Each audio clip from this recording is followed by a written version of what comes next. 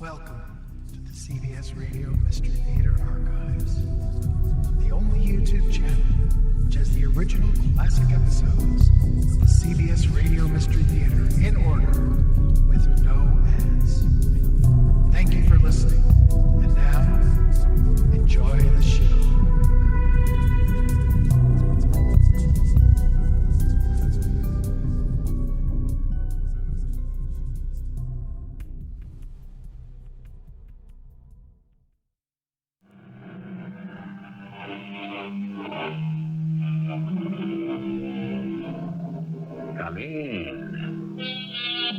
Welcome. I'm E.G. Marshall. On page 2429 of Webster's Unabridged Dictionary, you'll find defined the word transmigrate, derived from the Latin transmigratus, meaning to go or move from one place to another, to pass from one state of existence to another.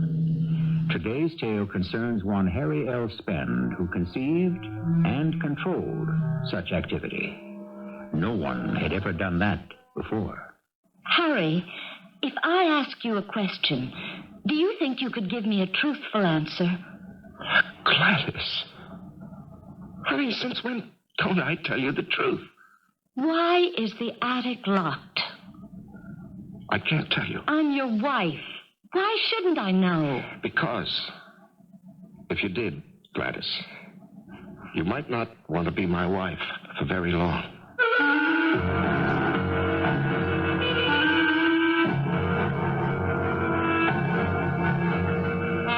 Our mystery drama, Harry's Taxi and the Tea Machine, was written especially for the Mystery Theater by G. Frederick Lewis and stars Larry Haines.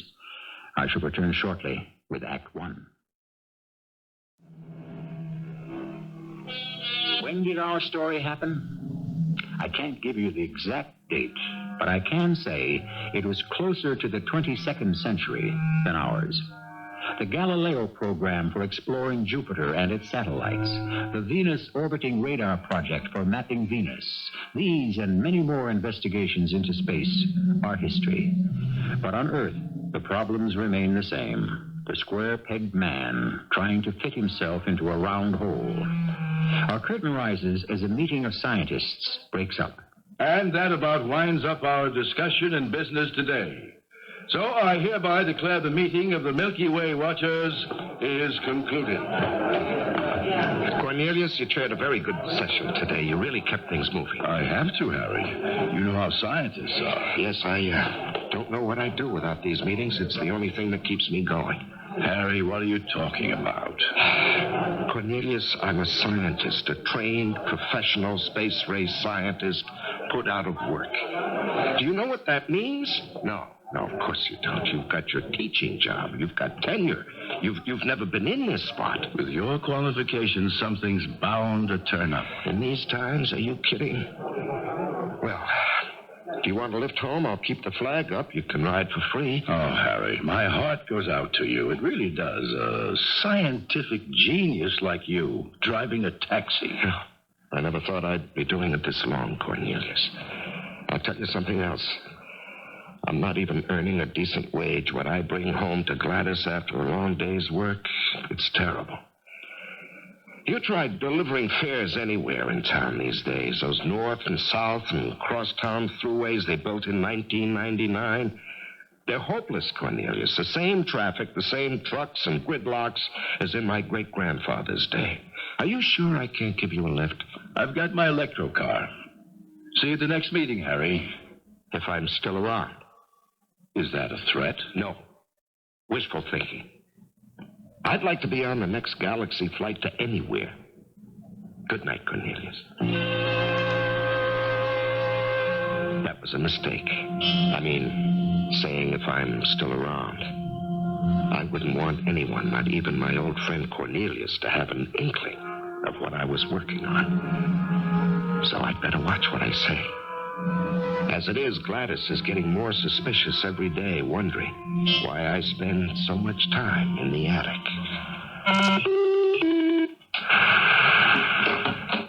Harry, is that you? I've been worried sick. Oh, Gladys, honey, I'm sorry. There was a meeting tonight of the Milky Way Watchers, and it broke up late. Oh, darling, why didn't you call me? I forgot all about the meeting. You know I worry about you with all those crazy drivers on the road. Come on into the kitchen. I've kept dinner hot for you. Oh, good. How's Grandpa? He's had seconds of everything. He's probably asleep by now. Now, come on, sit down and relax. I've got pot roast and a very nice salad with hearts of palm. Honey, I didn't do so well today. No long hauls out to the spaceport or over the big bridge, nothing but short hops in the city. And you just tried to hop in the city. It can't be done. Gladys, I am just not cut out for driving a taxi. Oh, something good is going to happen real soon. You'll see, and you can give it up. You're a sweetheart, but you really don't know. There isn't a job today for a space race scientist. Well, then you've got to make your own job. Now eat. Make my own job? Oh, this is good. Harry, if I ask you a question, can you give me a truthful answer? Gladys, since when don't I tell you the truth? I did the house cleaning today, and I went upstairs, and the door to the attic was locked. Now, since when have you been locking that door? Well, it's been locked for about 4 months. Well, can you tell me why? Well, you know what I've got up there. I've stored all my electronic and magnetic gear and that big telescope. The truth is, honey, I've been experimenting on something. It keeps my hand in, you see. And if I don't keep at it, I might as well give up. Oh, I knew you were doing something secret up there. I don't mind that. I know you and Grandpa are locked in there for hours. I just don't like being treated as if I couldn't be trusted. Well, it gives Grandpa something to do. After all, he was one of the first to develop the high-intensity laser. And he's got some good ideas. Well, I'm glad Grandpa's living with us. He's fun. And I don't mind walking his dog when he forgets to. But what I don't like is secrecy. Just take a look at this month's electric bill, the one that came today. $1,000? There's got to be a mistake. That's what I said when I called the power company. They checked their records, Harry. It's no mistake. You're using that electricity in the attic, aren't you? Well, I'm using some, but I had no idea. Okay, so don't tell me. Oh, honey, you're angry. I'm disappointed. You have another life, and I'm not part of it. Grandpa's part of it, but I'm not. We sell our car, and we mortgage the house so you can buy a hydrostatic taxi. That's valuable. But every night you park it on the street. Well, I've got scientific equipment in the garage, too, honey. You know that. Well, I've never seen it. You could have 10 dead bodies in there, and I'd never know. Darling, I am working on something very, very important. If everything goes as I hope. Of course, I'll let you in on it. When? I don't know when. Have you finished eating? That's all I want. Thank you. Coffee? No, thanks. And that's another thing, Harry. You're picky about what you eat. And yet several times last week, I wake up in the middle of the night and I smell bacon and eggs frying. Now, how do you think I feel about that? That I don't give my husband enough to eat? I love you so darn much, and it's awful to know that you don't trust me. Bacon and eggs frying. That's the one unfortunate side effect of my tea machine. When it's in operation, it gives out that odor. As for confiding in Gladys, I will all in good time. After all, it was Grandpa who first gave me the equation and the possibilities. And he is her grandfather. Grandpa, are you in your room? Oh, hi, Harry. Is my granddaughter going out? Yes, she went over to see Mildred. Do you feel like putting in a little time on the tea machine? I'm right behind you. Come on, Bozo. I was in my room today, and I heard Gladys going up these stairs and trying to get into the attic. Yes, she told me. She was pretty angry. Came down, barged into my room. Why was the attic locked? What was the big secret around here? I said I didn't know anything about it.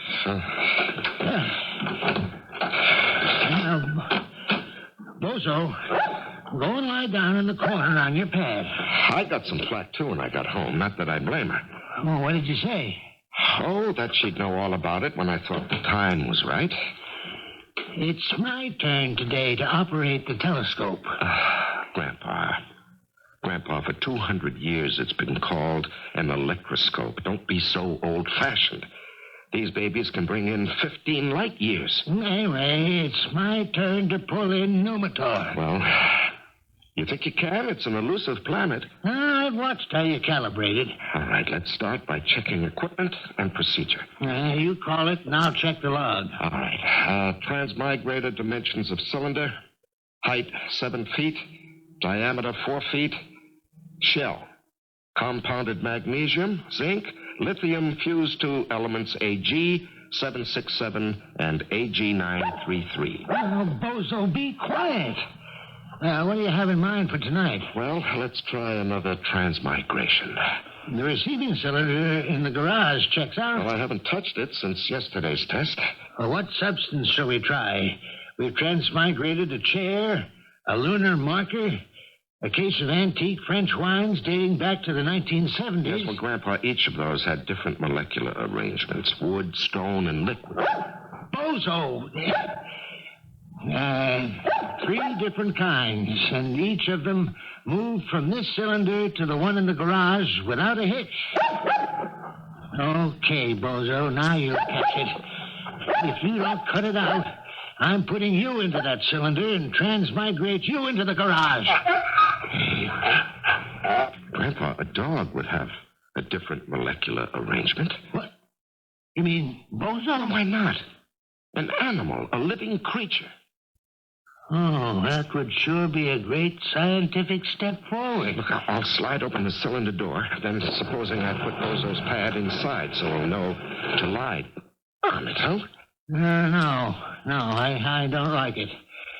Maybe we should start with rodents. But, Grandpa, we don't have any rodents. Now, don't you have complete faith in our tea machine? Limited faith. I mean, supposing Bozo makes the trip, but when we open the secondary cylinder, his tail is on his nose. Yes, I suppose that's possible. All right, we'll just run it once, empty, to make sure no active particles remain inside from previous tests. I've got Numitor on my crosshairs. I'm ready to fire it up when you say go. Go.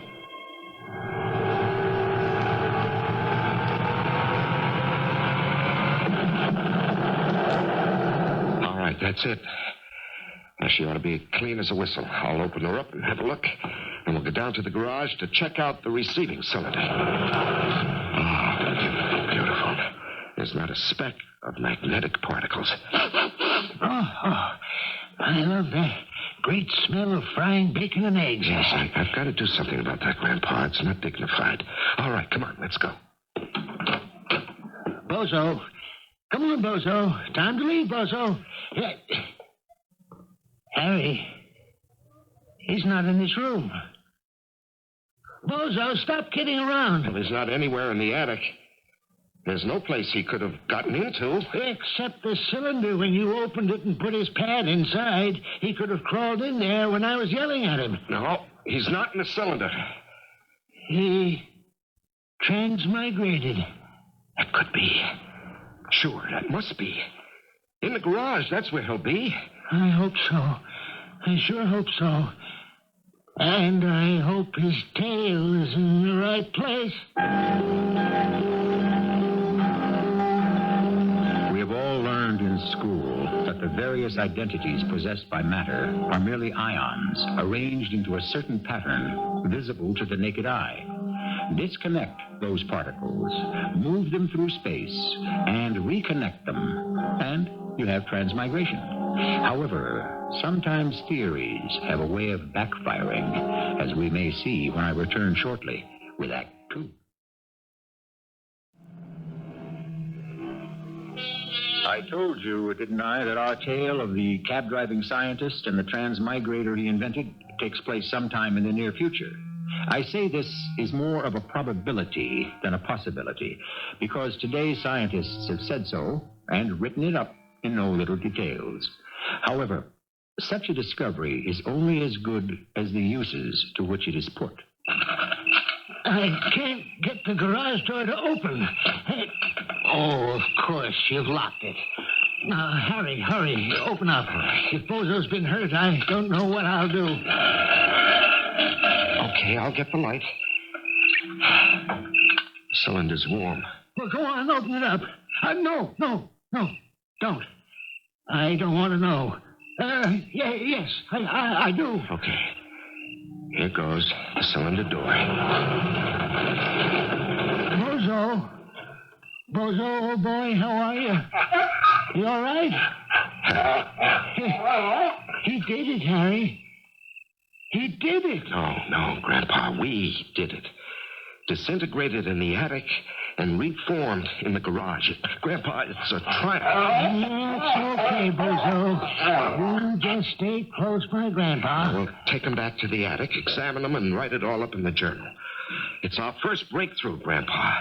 A living creature can move through time and space by the application of wavelengths from the planet Numitor. Just think of where this could lead. Yeah. If you made the transmigrator cylinders big enough, you could move a whole busload of people anywhere, even an army. We could be the airline in space. Anywhere you want to go, zip, you're there. No more space shuttles. We just fly up a large enough container to receive the payload and transmigrate the stuff from here. Of course, it might take a little time before people really trusted to have themselves dematerialized to get from one place to another. Yes. You? Is that you in the garage? Oh, Gladys is back from her mother's. What are you two doing in here? Well, no wonder there's no room for the taxi with that great big round thing practically up to the ceiling. Grandpa, will you take Gladys into the house? I'll be over in a few minutes. I don't want to go there right now. This garage is as much mine as yours, Harry. Oh, you two, you're impossible. I give you both a big filling dinner, and you have to fry up a mess of eggs and bacon in the garage. Now, don't tell me you haven't, because I can smell it. Come on, Gladys. Let's get back to the house. Harry has things he wants to do. Come on, Bozo. Oh, mystery, secrets. You're no better than Harry is. You're no better at all. And before you two leave here, I want you to air this place out. It smells awful. You've got to let Gladys in on this soon. She's worse not knowing. I will. Do you know what occurred to me? I've got to put in a set of emergency controls in the primary cylinder so that if you wanted to do the switchover alone, Grandpa, you could. I'm not sure it's quite ready for the public yet. Oh, I agree, but it's close. I don't know. Have you taken a good look at Bozo's ears? Why? They're both upside down.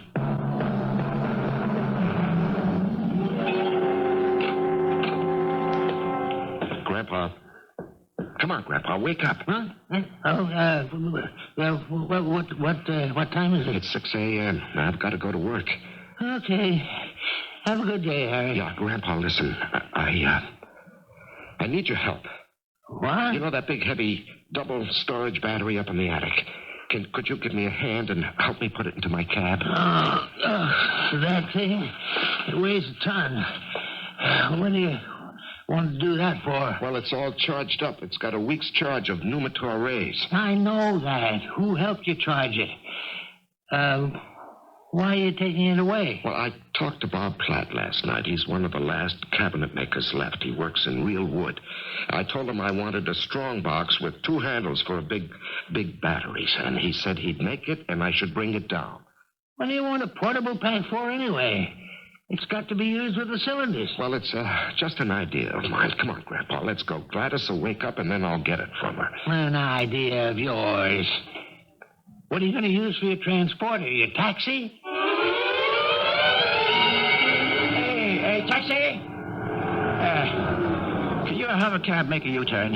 A U-turn in this traffic? I'm heading downtown and across town, City Hospital. Okay. Hey, which way are you going? Across and then downtown. Make any difference to you? No, I guess not. isn't a very good street to cross on. Those cars up ahead aren't moving. No street's a good street to get across town. Are you in a hurry? I'm a doctor. I'm late for an operation. Oh, well, that's too bad. I'll do my best. This traffic is fierce. I don't see how you drivers get around. We don't. Doctor, if you don't mind, will you sit back in your seat? I was just looking at that tremendous battery on the floor next to you. That must be a 500-volt power pack. Yeah, something like that. Say, what time is it? Oh, we'll never make it. Now, Doctor, you keep on like that. You're going to need a doctor. Now, just sit back and relax. I'll get you there. Yes, but when? Where are we? I don't know. We're in the middle of an intersection. There's a truck in front of me. I can't see the street sign. And nothing's moving. Listen, I better get out and find a phone. Hope they can dig up a resident to take my place in the operating room. Dryden, have you got a change of a bill? Yes, sure have. Now, you go phone. I'll still be here when you get back. Thanks. I hope I can get through to the hospital. That was the city hospital you wanted to go to, wasn't it? Hey, driver, you put your change machine on that big battery and it's making sparks. It was the city hospital, wasn't it? Hey, what's going on here? Just hold on to your medicine bag, Doctor. I think we're moving.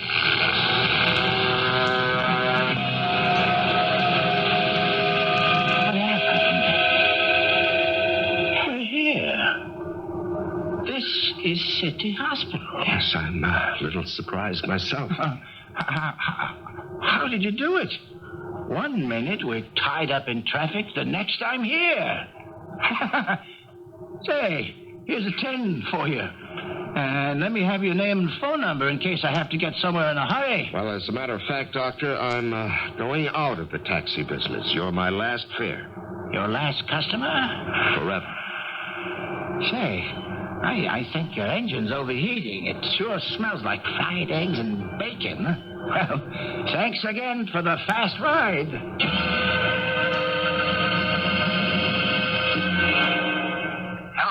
Hello? Grandpa, it's me, Harry. I'm calling for my cab. Are you alone? I mean, is Gladys there? I don't know where she is right now. Well, what do you mean, right now? Not going to like this. I found the door to the attic open. She must have found a key. Well, is she in there? I went in, but she's not there. I don't know where she is. Why did you call me? Grandpa, I think I'm on to something tremendous. Do you know that power pack with the stored pneumator wavelengths? I think I got a hernia from lifting. Now, listen to me. I don't think we need the cylinders anymore to transmigrate matter. My taxi became a transporter. Well, how did it do that? Well, you see, I accidentally laid my money change machine across the terminals, and that's all I had to do. Are you sure? Well, I'm parked here outside City Hospital, and 10 minutes ago, I was about 60 blocks away. Now, I'll explain the whole thing when I get home.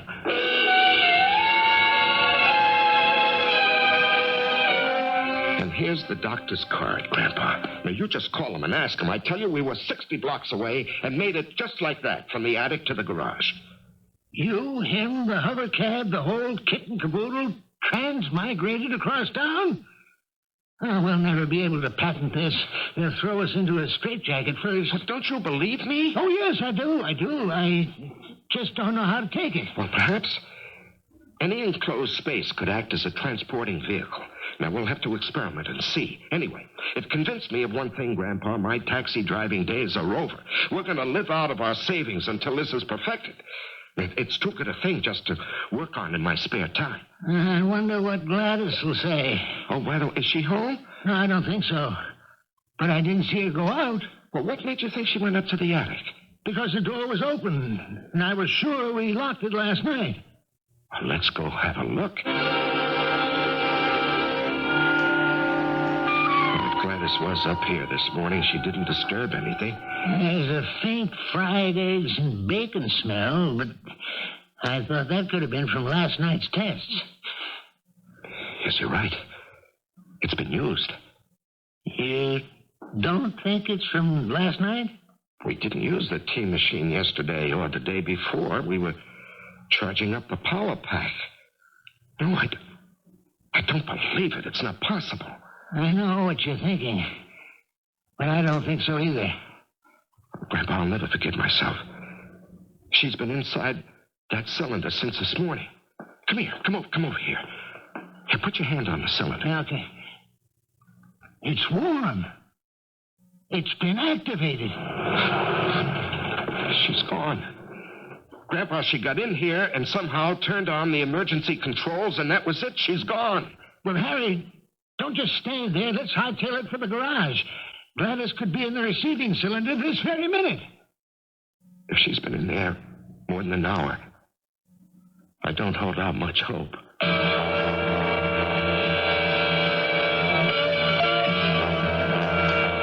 I'm sorry, Cornelius, to wake you in the middle of the night, but I just had to come over. I need your help. I need it bad. Harry, you're white as a sheet. Here, let me give you a drink. I've had a great shock. You're the only one in our profession I respect, the only one I can turn to. Come on, just drink it down. Count to 10, and then we'll talk. Cornelius, would you mind coming home with me right now? I've got my hover cab outside. It can't wait till morning? I can't even explain it to you. I have to show you the problem. Sure, I'll come. But can't you clue me in? It's Gladys. Gladys? What happened to Gladys? She's gone, Cornelius. I love that girl. You mean she's not at home? No, she's gone. And I know where she is. I mean, where she must be. But I can't reach her. Cornelius, you're the only one who can help me.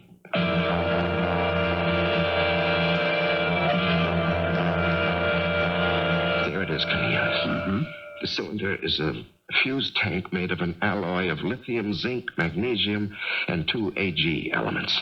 Now, we focus the Gaza electroscope on zero center of the planet Numitor, reverse its waves, back them down through the controller, and activate. Anything placed inside transmigrates to a receiving cylinder I've set up in the garage. Transmigration. You've done it. Why, it's been a dream since Galileo. Well, today when I was out, Gladys must have come in here. She must have gotten into the cylinder and in trying to get out, hit the emergency controls. When I came home, it was too late. Molecular retardation must have set in. The secondary cylinder was empty. I would say probably right now she is somewhere between the two dimensions. Well, I've been going crazy trying to figure out what to do. Don't panic. Matter is indestructible.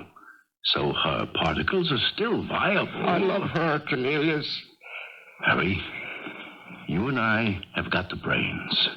It's only a question of application. Now, could I see a demonstration? Oh, sure, naturally. Is there anything in particular you'd like me to pass from here to the secondary cylinder? A chair, a glass of water, you name it. We ought to use an animate living object. Do you have any experimental rodents? Oh, yes, I went out last week and I got a batch of mice. Here, come here. You. Cornelius, pull back the cylinder door, will you? Yes. Harry, if your concept is valid, you're going to be the most acclaimed scientist of the century. Now, what good is that to me if I've made the most precious person in my life disappear? All right. I'm going to pull the switch. And we put a mouse in. Maybe we can get Gladys out.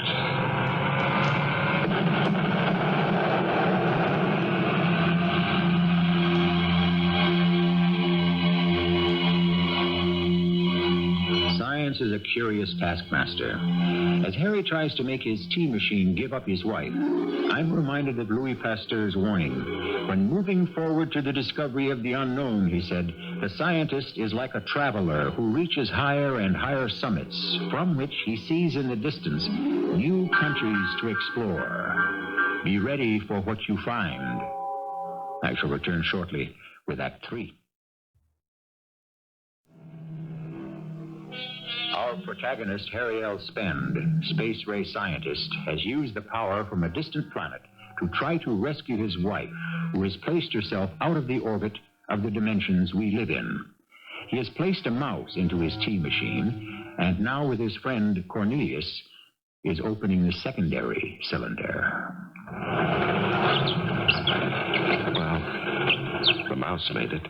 So it did. It was a dumb hope. But I sort of was wishing putting the mouse in would release Gladys.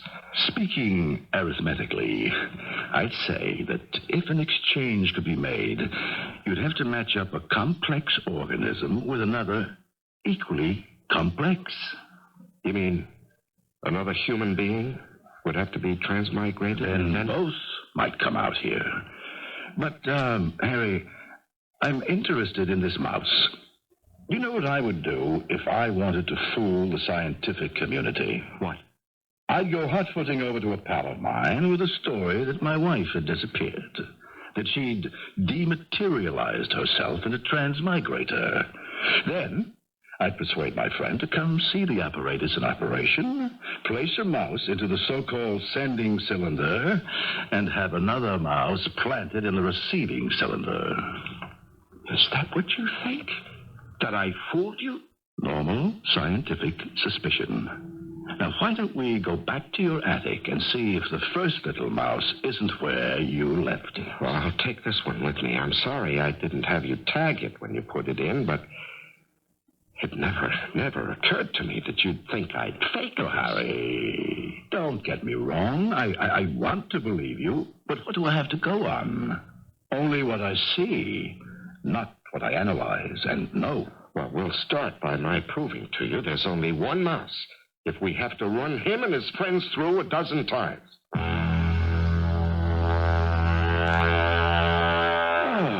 What time is it? 7 o'clock.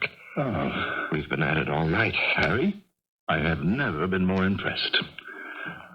I better call my mother. She'll wake up and she'll wonder why I haven't made breakfast for her. Well, I'll go make some fresh coffee. You help yourself to the phone. Hello? Mother, it's Cornelius. Oh, I was beginning to worry. You're not usually out of the house so early. I'm over at Harry Spence. I've been with him all night doing some planetary evaluation. Oh, that's good. How is Harry? Oh, he's fine. We're hard at work, Mother. All right, dear. Take care and give my regards to Gladys. She's such a darling girl. I will, Mother. Goodbye. 2 coffees.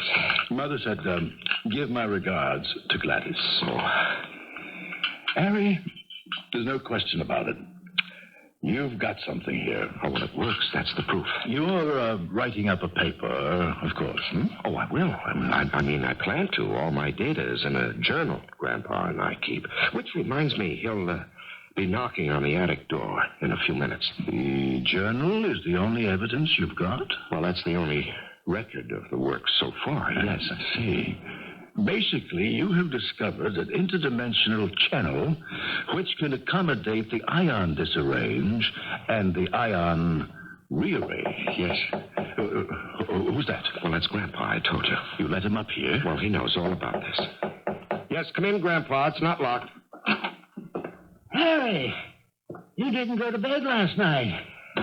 Oh, hi. Don't I know you? Grandpa, this is Cornelius, an old friend. Yeah, sure. We met at the Milky Way Watchman. Harry snuck me in. I think I'll be on my way, Harry. Oh, yes, Cornelius, and I'm counting on you. I've got to get Gladys back. Say, I've got an idea. If she's somewhere in space, couldn't we talk to her with radiomagnetic waves? Grandpa, her molecules are dispersed. She has no ears, no senses, no way of understanding sound. It's all so tragic. Harry, let me think about this. It may take a little time. I've got the entire equation in these notes. Don't you worry. We'll get Gladys back somehow. I'll be talking to you. That fellow's sort of strange. Huh? Cornelius? What makes you say that? I come in, and suddenly he gets up and leaves. Oh, well, it's nothing to do with you, Grandpa. I've kept him up all night. He's been absorbing in 5 hours what we've done in 5 months. Right now, he probably knows as much about it as we do. Well, I'd better enter last night's transmigration in the journal. And, where is the journal? Well, it was right here on the table when I came in. I saw it. Huh. You think it fell behind the desk? No, not here. Well, it's got to be here. It couldn't have walked out. I think it did. Your friend took it with him.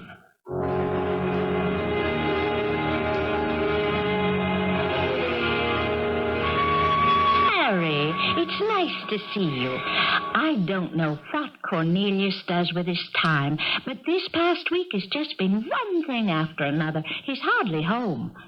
Was he expecting you? No. I've been trying to get him on the phone, but he's never here, so I took a chance and drove over. Oh. Did you hear him last night at the special Milky Way Watchman meeting? Oh, he was brilliant. No, well, I didn't go. Nobody told me about it. Oh, I was there. He announced his discovery, and the phone has been ringing all day. Scientific journals, newspapers. Well, I knew he was up to something, because a man came down from Washington to see him, and then a 4-star general from the Pentagon, or is it the Hexagon now? Oh, to think after all these years of teaching high school science, my Cornelius is going to be recognized. Mother? I'm in the parlor, Cornelius. Guess who's come to pay you a surprise visit, dear? Why, hello, Harry. I've been meaning to call you. Well, your mother's been telling me you seem to have built the better mousetrap. Oh, yes. I was going to tell you about it. Would you believe it, Harry? Cornelius has discovered how to move people and things through space in a second. Has he? I was just thinking, Harry, why don't you and I duck over to your place? I'd like to have another look-see at your setup, and I think I've come up with an answer to your problem.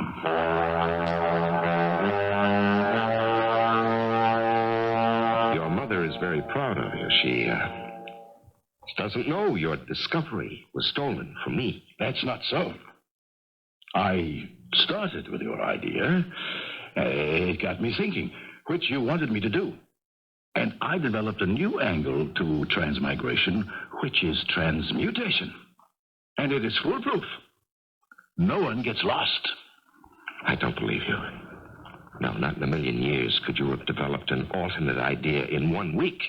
You used all my data and all my equations. You're just angry because someone's improved on your primitive logic.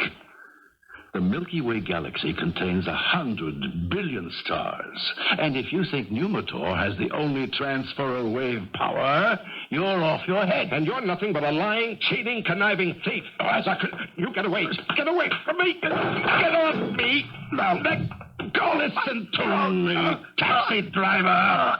It isn't smart to accuse a man bigger than you are, Cornelius.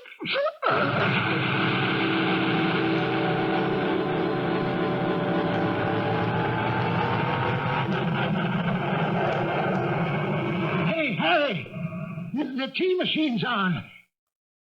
Harry, what are you doing on the floor? Harry, wake up. Oh, Grandpa. Oh, my neck. You have frightened me to death. What happened? He choked me and I blacked out. Cornelius? That big ox. Oh, here. Take a sip of this. It'll help. Oh, thanks. What'd you do that for? He stole the transmigrator. He's been in touch with Washington and all kinds of people for commercial application. They think it's his. Where is he? Well, he's not up here. And I didn't pass him on the stairs. Oh, you must have had some fright. There's broken glass. Fried eggs and bacon. What? Could he be in the cylinder? We've got to open it. It's empty. I'll bet anything that after he knocked me out, he went poking around inside and accidentally triggered the emergency switch. Well, then he's in the secondary cylinder in the garage, darn it. I guess we better go down and let the so-and-so out. Are you coming, Grandpa? I wouldn't miss it.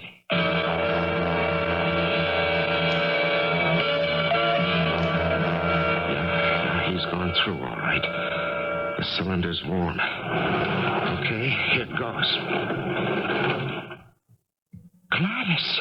Harry, what is this? What am I doing in here? I don't know. I just got here. Darling, are you all right? Oh, of course I'm all right. Why shouldn't I be? Oh, darling. My sweetheart. Harry, what is this? You don't usually act like this, especially in front of Grandpa. Anyway, Anyway, I can't think what I was doing in that metal thing. Oh, you don't know how glad I am to see you. Well, it serves me right. I must have come snooping around the garage. I'm ashamed of myself. Hey, you're not ashamed of Harry leaving his hovercraft out front so he can use this garage as an extra lab? Oh, I could have bit my tongue when I said that. Ashamed of Harry? Someday, they're going to realize what a brilliant scientist he is, and they'll be beating a path to our door. You know something, child? That day could be tomorrow. I'm going back into the house. It must be late. Don't be long, Harry. No, I won't, darling. Oh, thank heaven she's safe. Well, what do you think? Retribution doesn't only happen in heaven. Yes, I'd say that Cornelius got himself into the channel for transmigration, and Gladys was already there. Then her molecules rearranged themselves, and she surfaced in the secondary cylinder. Cornelius in, Gladys out. That means it would take another human being to effect his release. I can't imagine anyone doing such a favor for your friend Cornelius. Now, Grandpa will have to think this through. I wouldn't want my worst enemy spending his life broken up into small matter. I think we should give Cornelius some minor credit. You hear that, Cornelius? Wherever you are, your name will appear in the fine print. Grandpa, I told you, out there they can't hear you. Oh, that's right. You said no ears, no sounds, no brain, no nothing. I must say I agree with the great Huxley, who said, I am too much of a skeptic to deny the possibility of anything. When I introduced Harry to you, I described him as a square peg trying to fit into a round hole. I was mistaken. Harry managed to make science adjust itself to Harry's dimensions and his discoveries. I shall return shortly. Like it or not, believe it or not, tales of the future, commonly called science fiction, are little more than 100 years old today. That's a century of fantasy, extravagance, and dreaming. You and I have lived to see many of those dreams realized. Genetic engineering, atomic power, robots, space travel are all here. It's going to take some doing for us to keep bringing you the believably incredible. But I think we can do it. Our cast included Larry Haines, Bernard Grant, Carol Teitel, and Robert Dryden. The entire production was under the direction of Hyman Brown. I hope you enjoyed this episode of CBS Radio Mystery Theater. If you've enjoyed this and want to hear more, please subscribe to this channel. You can also visit my other YouTube channel by searching Mr. Brian McCarthy in the YouTube search bar. Until then, thanks for listening.